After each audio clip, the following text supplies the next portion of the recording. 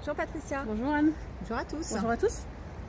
Bon, cette chronique qui s'intitule Qu'en pense Patricia porte sur les techniques de bien-être et de développement personnel qui forment donc aujourd'hui un marché, on va dire, très lucratif et en même temps très créatif puisque quand j'ai préparé ça, je me suis dit bon, il y a quand même beaucoup de choses et je me suis aperçue qu'il y avait des coachs en fait dans à peu près tout.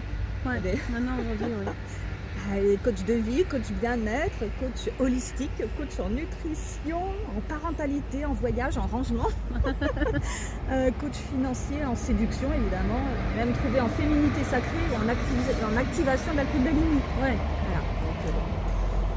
Donc, et puis on trouve évidemment beaucoup de conseils en tout genre sur les réseaux sociaux. Il y a beaucoup d'applications sur tout ce qui est développement personnel et bien-être.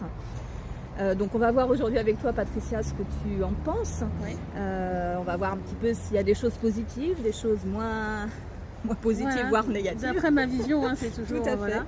Voilà. Alors, alimentation, nutrition, alors là c'est pareil, on en trouve des centaines et des centaines, dans des applications, il y a beaucoup d'influenceurs aussi autour de ça. Alors, est-ce qu'on peut parler de tout ce qui est jeûne, détox, les régimes où il faut éviter certains aliments ou ne manger que certains aliments?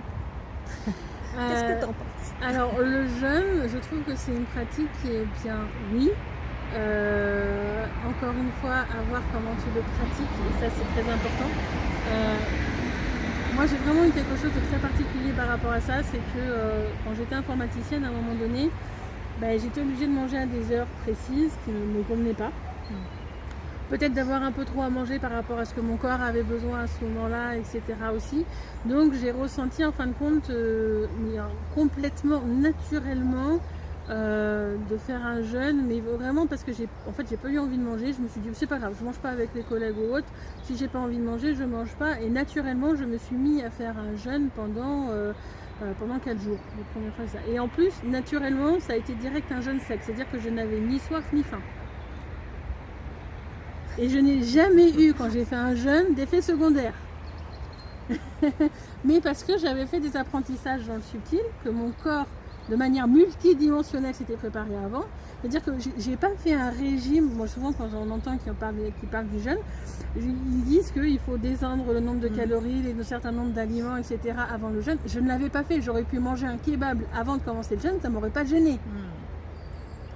Chose qui est absolument pas recommandée par ceux qui font les jeûnes. Hein.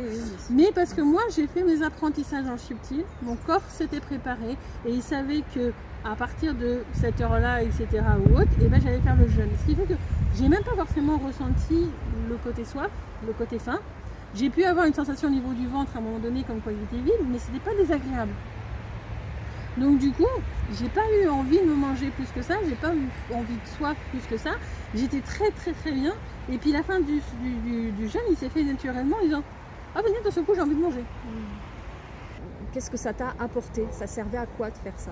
Moi pour le coup, ça a permis de réguler beaucoup de choses au niveau de mon système digestif que du coup je sollicitais pas forcément au bon moment en étant dans la vie sociétale classique. Quand je vais être dans un état de jeûne, le corps en fin de compte ne passe pas d'énergie à digérer, à remplir les trucs, les emplacements d'énergie et autres.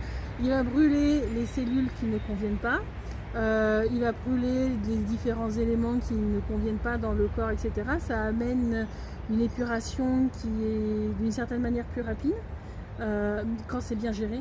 Quand c'est mal géré, les épurations ne sont pas forcément complètes, donc c'est pas forcément non plus forcément. C'est pour ça que le corps doit savoir le faire. Je pense que s'il y a à un moment donné des effets secondaires, c'est sûrement parce que le corps ne sait pas bien gérer justement ce côté de brûler en fin de compte les éléments qui ne vont pas et de vraiment se concentrer sur ce tri intérieur. Un peu comme dans une maison quand on fait le ménage de printemps. On va regarder dans les tiroirs qu'est-ce qu'on a, qu'est-ce qu'on doit jeter, etc. C'est l'image qui me vient en comparaison, c'est vraiment ça, tu vois, par rapport aux jeunes.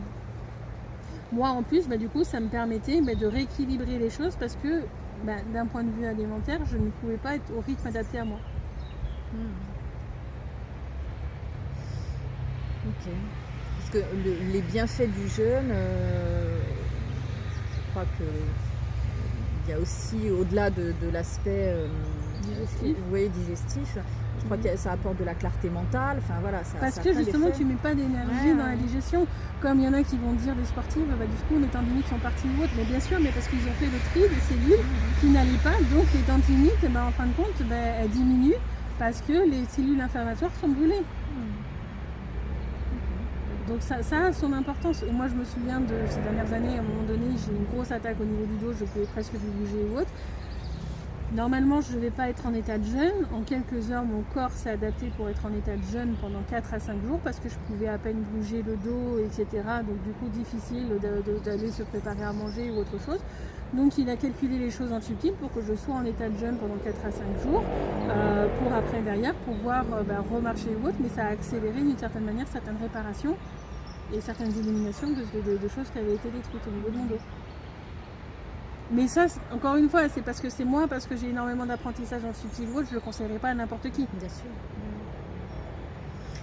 Ouais, donc toi, comme tu marches à l'instinct, dire pour ça, parce que c'est peut-être pas vrai, remarque, mais j'ai l'impression quand même que les jeûnes, ils sont prévus à certaines périodes, au changement de saison, par exemple, au printemps ou à l'automne, il me semble.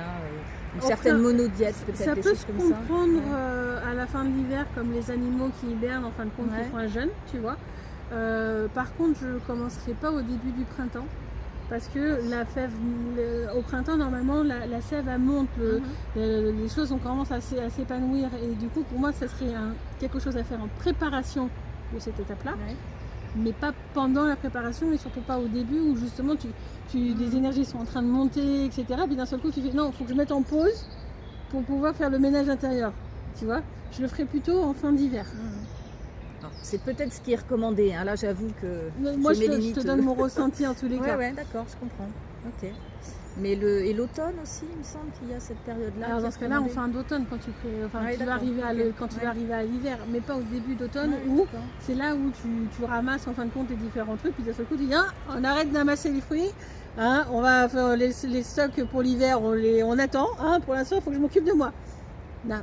Ok.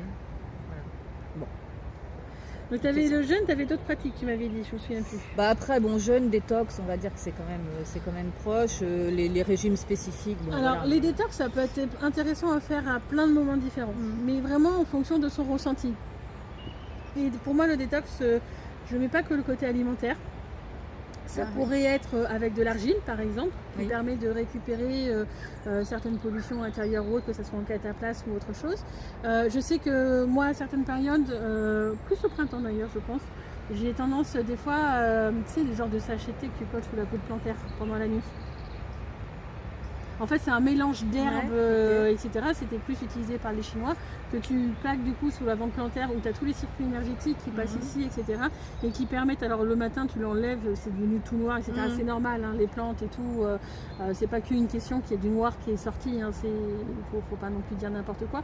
Mais en fin de compte, les propriétés des différentes plantes vont rentrer dans tes circuits énergétiques pendant la nuit, pendant que tu dors, etc. Et vont apporter un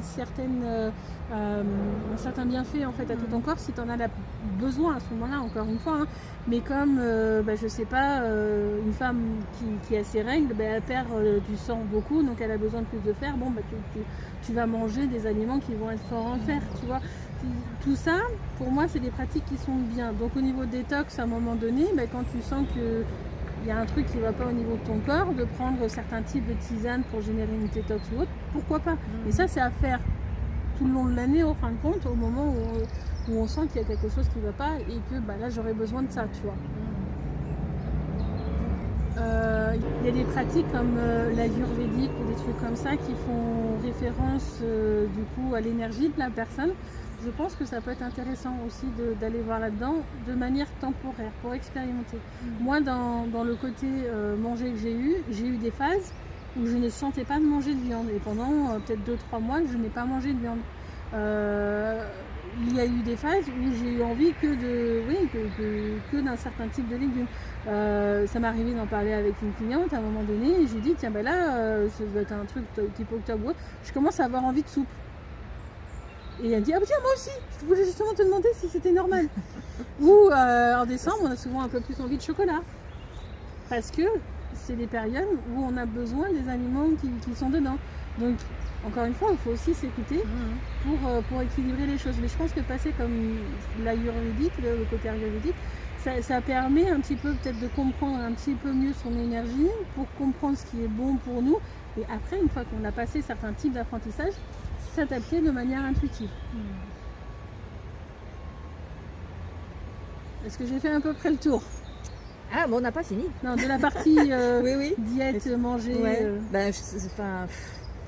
On n'a peut-être pas fait vraiment le tour. Il y aurait sûrement plein d'autres choses à dire, mais en tout cas, on en revient toujours à la même chose, c'est s'écouter aussi, se connaître. Bien sûr, connaître mais ses des besoins. fois, il faut pratiquer certains types de pratiques Ouais. qui sont peut-être pas forcément idéales, mais pour apprendre à s'écouter pleinement en fait. Parce que écouter comme je le fais en disant non, j'ai besoin de ce type d'énergie, donc j'ai besoin de cet aliment-là, c'est quand même très pointu. Mais oui. Mais à contrario, tu vois, j'ai une de mes très bonnes amies, à un moment donné, elle avait arrêté de manger trop de viande parce que elle voulait faire un effort pour la planète, un effort pour plein de choses ou autres. Et c'est à ce moment-là qu'elle s'est mise à grossir parce que son corps avait besoin de viande. Donc du coup, c'était déséquilibré pour elle. Et même là, on en parlait, je l'ai vu en début de semaine et on en parlait ensemble. Et elle dit, je regrette d'avoir eu cette démarche en fin de compte de manger moins de viande parce que c'est à ce moment-là que je me suis mis à grossir et que quand j'ai commencé à reprendre en fin de compte de manger de la viande à midi quand j'étais pas en famille, etc. Et mon poids s'est stabilisé et il recommence un peu à perdre. Et parce que son corps avait besoin de sa viande. D'une autre manière, j'ai une amie, depuis qu'elle est enfant, dès qu'il y a de la viande dans la nourriture, elle ressent le goût. Et pour elle, il lui faut pas de viande. Son corps est adapté à un régime végétarien parce que c'est les expériences qu'elle doit faire. Donc encore une fois, quand on a des idées un peu préconçues, sociétales, j'ai envie de dire, sur la façon de manger ou autre, c'est pas forcément bon. Il y en a qui vont avoir besoin de manger 3 fois par jour, il y en a ils auront besoin de manger une seule fois dans la journée. Donc apprendre à s'écouter. Et passer outre les injonctions, on en revient toujours à ça aussi. Bon. Je voudrais qu'on parle des compléments alimentaires, les produits un petit peu qu'on nous présente comme miracles. Alors il y en a plein, il y a tout ce qui est vitamines, les probiotiques, les extraits de plantes, les algues aussi, il y a quand même pas mal d'algues dont on nous présente les bienfaits, il y a les oméga 3, enfin il y a plein de choses comme ça. Alors alors je pense qu'il ne faut pas le mettre de côté. Ouais. Encore une fois, ça se fait en s'écoutant. Moi, je vois ces dernières années, à des moments, je dépense tellement en énergie ou autre que c'était difficile d'un point de vue nourriture d'apporter tout ce que j'avais besoin. Et ça m'est arrivé d'acheter des pilules, tu sais, effervescentes avec des mélanges de vitamines B machin chose, vitamine C, vitamine D, etc. à faire fondre dans la boisson.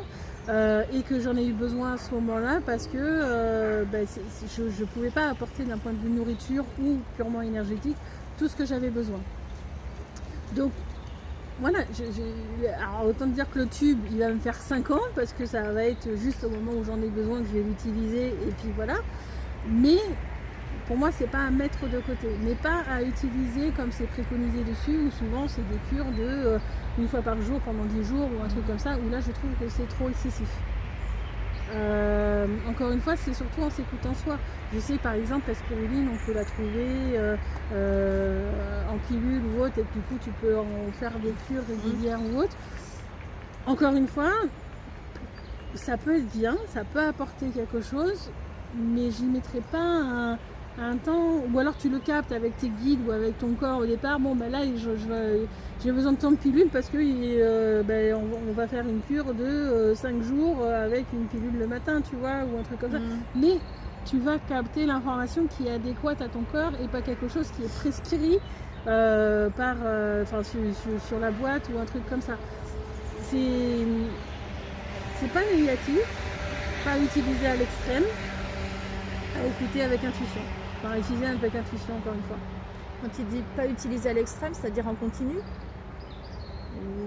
Je te dis, des fois ça peut être pendant 10 jours d'affilée ou un truc comme ça. Ton être peut avoir envie de faire une cure de ça pour se générer un côté détox. Ton corps il a besoin des moments de ce genre de choses, comme quand tu fais un jeûne de 5 jours, tu vois, tu as un côté détox qui arrive. Mais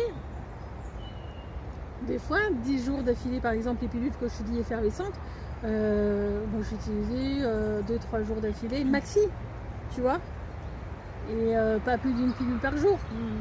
Parce que il faut que ça soit adapté vraiment aux besoins de ton corps et pas aller en surexcès.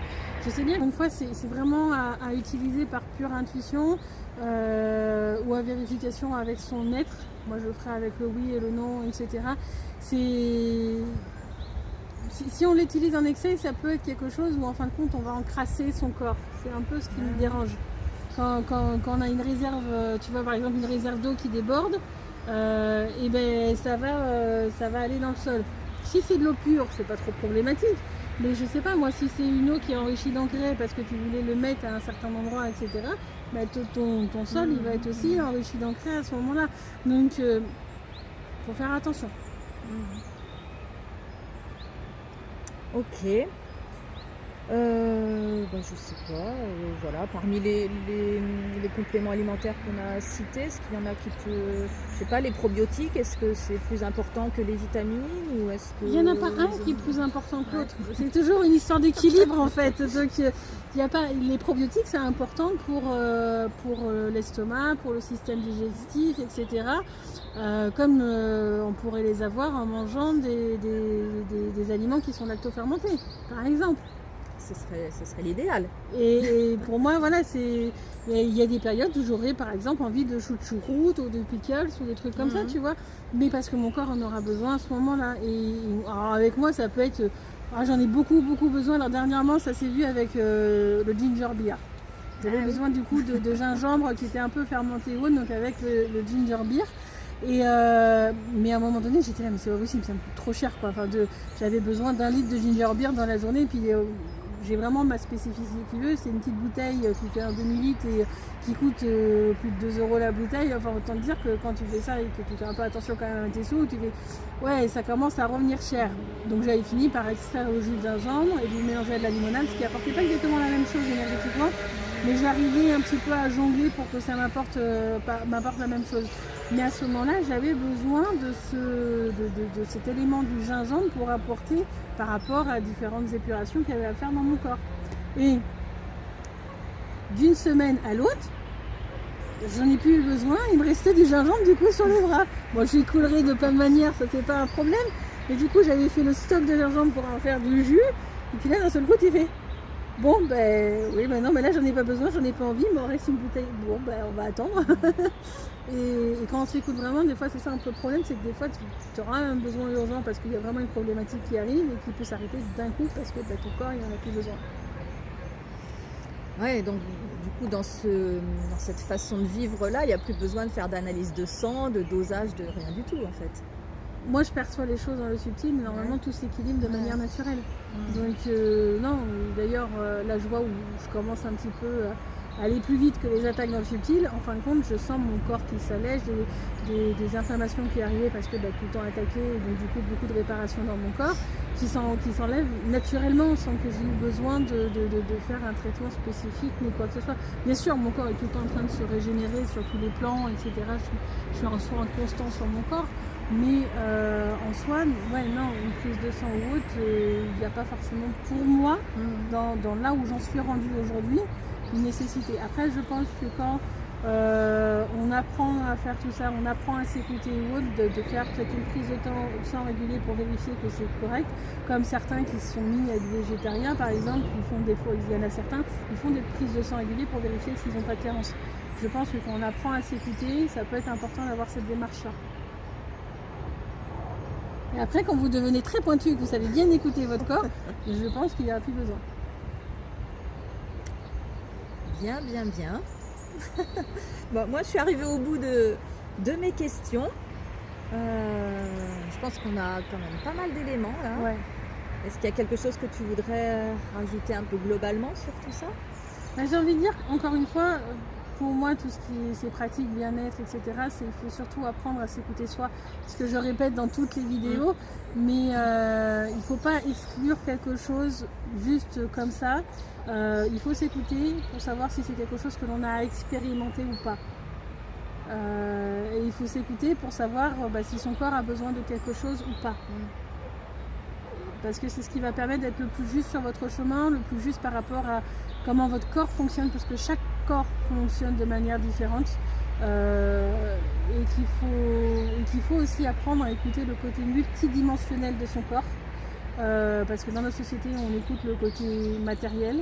Ah tiens, j'ai une douleur ici, je vais aller voir le médecin ou un ostéopathe ou autre, je vais le remettre en place, mais peut-être qu'il y a d'autres choses qui perturbent dans le subtil, qui elles n'ont pas été remises en place, qui vont favoriser le fait que ça se redéboîte, que ça se donc du coup c'est bien de s'écouter soi pour essayer justement de prendre en compte petit à petit ce côté multidimensionnel aussi. Voilà, les conseils que je peux apporter moi, de mon expérience, de ce que je ressens. Voilà, ça reste ma vérité, comme toujours, hein, chacun d'avoir la sienne.